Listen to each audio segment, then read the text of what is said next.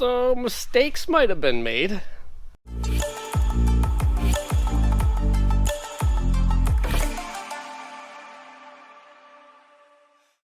So every year for Christmas Eve, I do a big old garage burnout because, you know, that's what normal people do. Garage burnouts.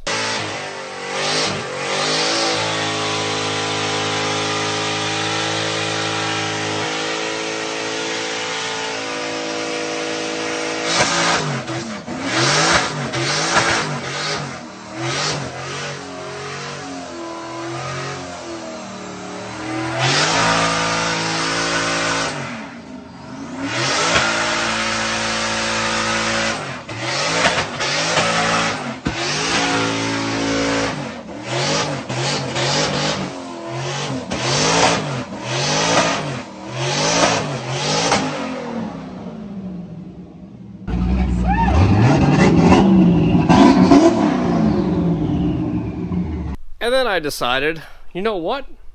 I'm gonna do garage burnout for New Year's Eve too. First mistake was trying to start the burnout in third gear and upshift to fourth mid burnout while facing this way in the garage.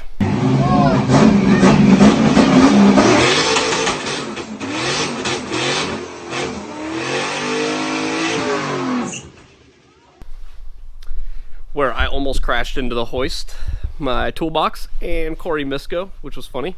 Not really. In hindsight, it was kind of funny. And then I decided to try and start the burnout in fourth gear. Not a great idea. And then I just let it eat in third.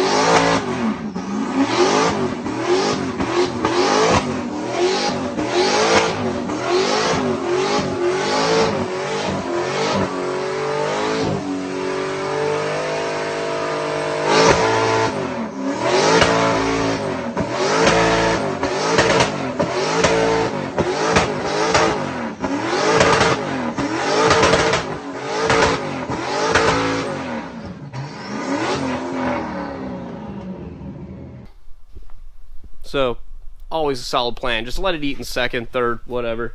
Then the brakes caught on fire.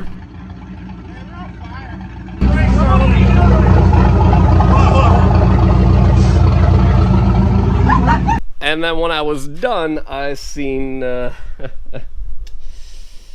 all of this, and that, and some of this. And then we did some of that. Now, I was super proud that this car did not leak a drop of oil or break the motor or have any real catastrophic failures mechanically with this car. All of 2020, was super proud of that. So technically, that was after New Year's, so that's a 2021 problem. This car successfully made it all the way through 2020. Now, what's the actual issue? Well, I came under here and seen we got a little bit of oil coming out from bell housing there. So my guess is rear main seal. Honestly, it's not really terrible either if that's all it is, just a rear main. But I'm gonna go ahead and pop that little cover off real quick and see what it looks like in there.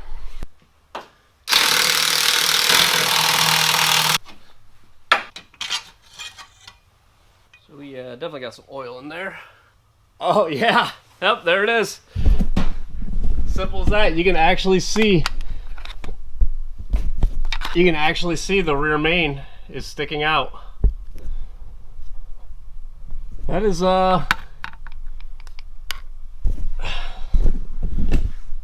surprisingly not terrible.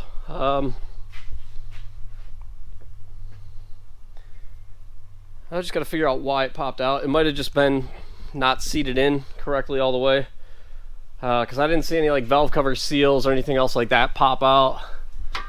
The crank seal is still in place where it should be. Valve cover seals are all still where they should be.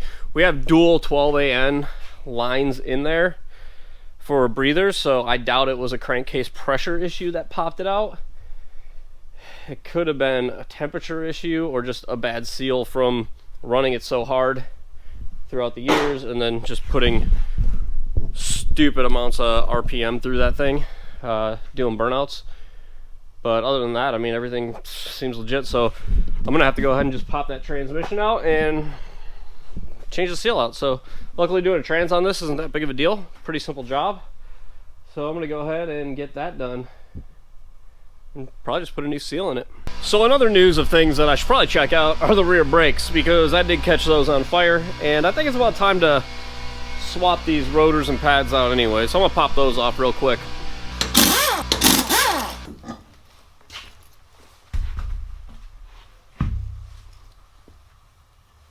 Oh, it stinks.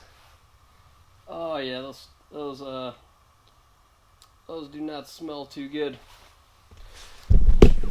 They don't look too good either. We'll, got a little bit of heat treating on them. So I think I'm gonna order up some new rear rotors, pads, and all that for the back of this. It actually needed them anyways. Fronts I actually inspected not too long ago, and they're still pretty good. Yeah, there's like plenty left on the fronts, so we're just gonna leave the fronts for now, unless I can find a really good deal on some front rotors and pads.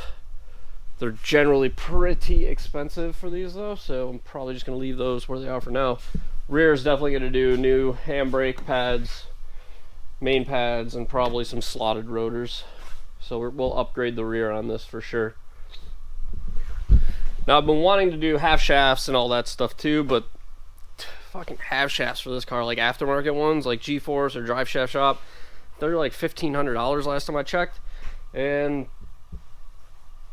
I can't justify it right now. It's just too much money for it. So we got to focus on getting the fuel system stuff done for this first. So I got 1300cc injectors, and we're going to order a radium triple pump for it so we can actually turn the boost up, make better power. Leak, do the rear pads, kind of just go through a little checklist of what I need to do, and we'll get some parts ordered up and get moving on it here soon.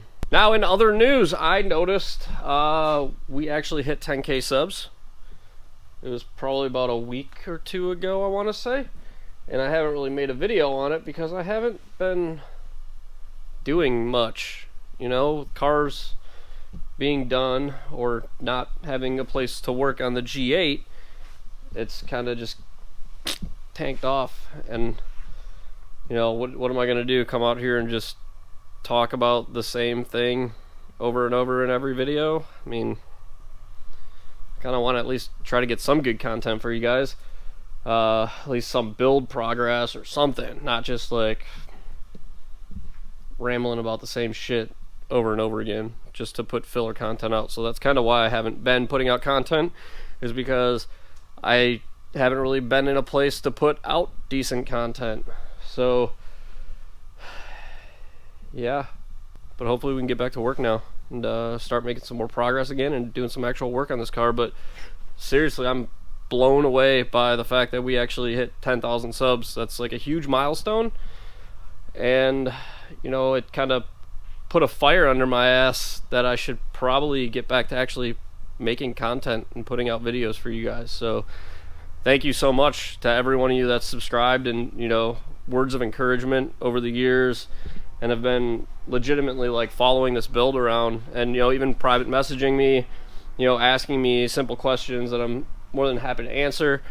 It's been awesome, and you know, you guys have kind of been here through this whole journey of all like the designs process of all the stuff that I've done, from you know, my failures of designs for angle kits, to the re-engineerings, to the 3D printing of parts for prototyping, and all the ideas from behind the reasonings of why I do some of the stuff I do.